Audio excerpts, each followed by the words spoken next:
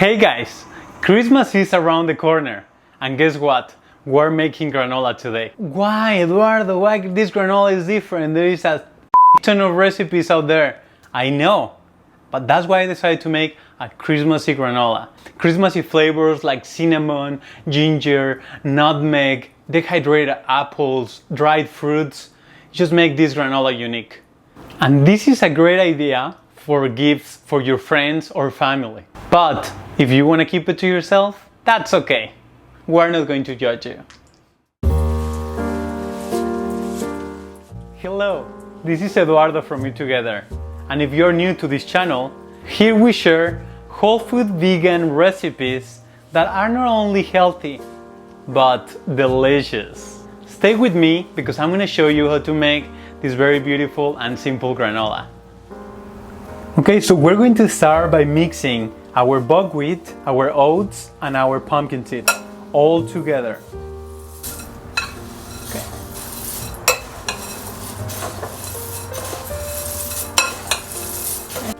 We're going to add the dates that I soaked before for 10 minutes in warm water. These dates are super soft. The point of this is just for they to blend easily. So all the dates in.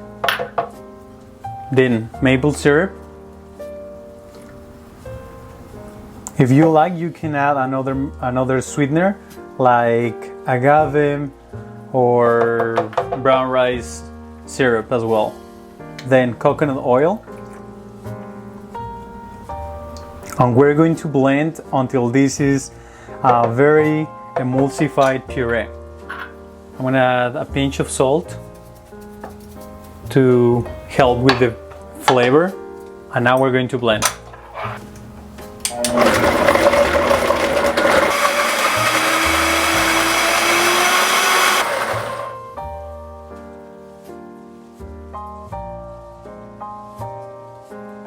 I don't think I have to say this, guys, but use a spatula to remove everything out of the blender.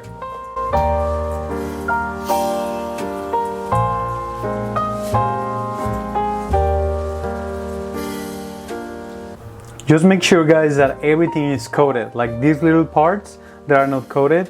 So I'm just going to press a little bit because the mix is very thick.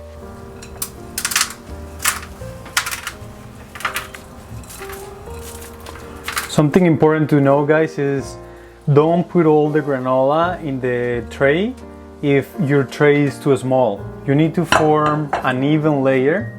So this is what we're doing now. So the granola cooks evenly, receives the same heat, and it doesn't get burned from the bottom.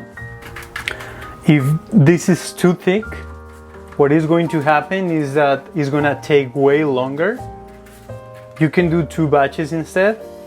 So just try to make a thin layer. It's like a 3/4 of an inch thick. It's gonna take less time and it's gonna get really crispy.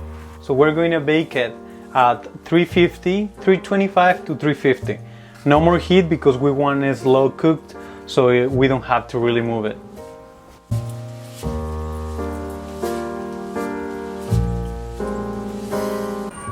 We're going to start with 20 minutes and then we're going to check the granola and add more time if necessary. Okay, guys, you can see that here in the edge, this is getting really browny. So what I'm going to do is just put it on top of the other stuff so it doesn't burn. And now look what we're gonna do. Bring this up and then you can see a little bit of color here.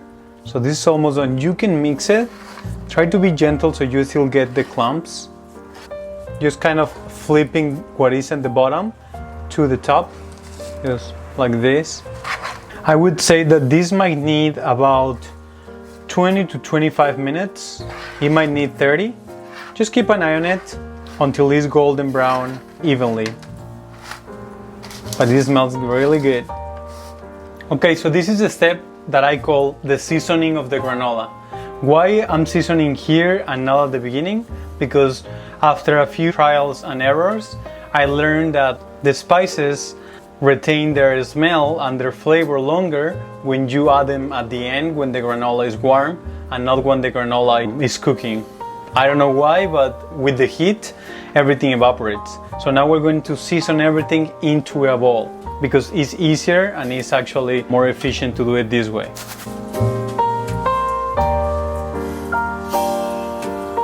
So here is our seasoning. Cranberries, chopped. Why? Because I found that small pieces, they don't stick too much into your palate. So I really prefer it that way. If you want to put them whole, please do it. Also the dried cherries. Here are the seasonings. This is cinnamon and ginger. It looks a lot, and it is a lot because that's what we want, a lot of flavor. I prefer to do the nutmeg fresh because all the smell and all the flavor, when you ground it in advance, is kind of lost. So I'm gonna do it here, and then you can do it by taste. It's a little bit strong, so just keep that in mind. Mix everything in. And almost the last one is the orange zest. And now it smells like Christmas. There we go. You're gonna have a bite of this and you're going to believe that it's Christmas all year around. I mean, if you have some left over, right? In January or February. I doubt it. All this flavor. Do it like this and trust me, you won't regret it. Put the spices in advance and you will regret it. And these are dehydrated apples that we did here at EATogether. We have a video about this, so if you don't know how to do it and you don't want to spend money, just go check our video. It's super simple and you just need a knife or a mandolin, an oven, and a cutting board. That's it. And now we're adding these apples. Look how beautiful, how crisp they are. And now mix with enthusiasm. You're going to say, Eduardo, what is the deal with you? We just transfer into a bowl and now into the tray again? I'm gonna be like, yes. And the reason is because we wanted to cool it down evenly and doesn't produce the steam inside the granola and make it soggy. So that's why I'm putting in here. Again, I'm gonna let it cool for maybe 20 minutes and then we're gonna be able to eat it.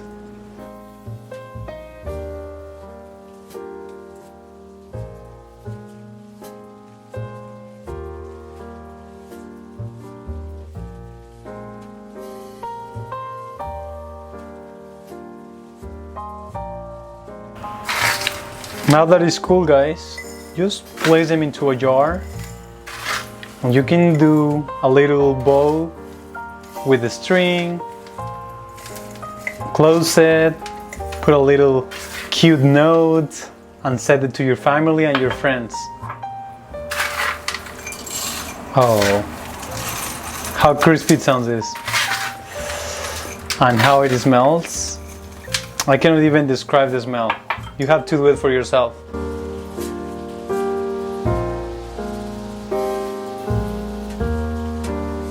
What's that, guys? Very simple, right? 3 main ingredients: pepitas or pumpkin seeds, oats, and buckwheat groats. That's it.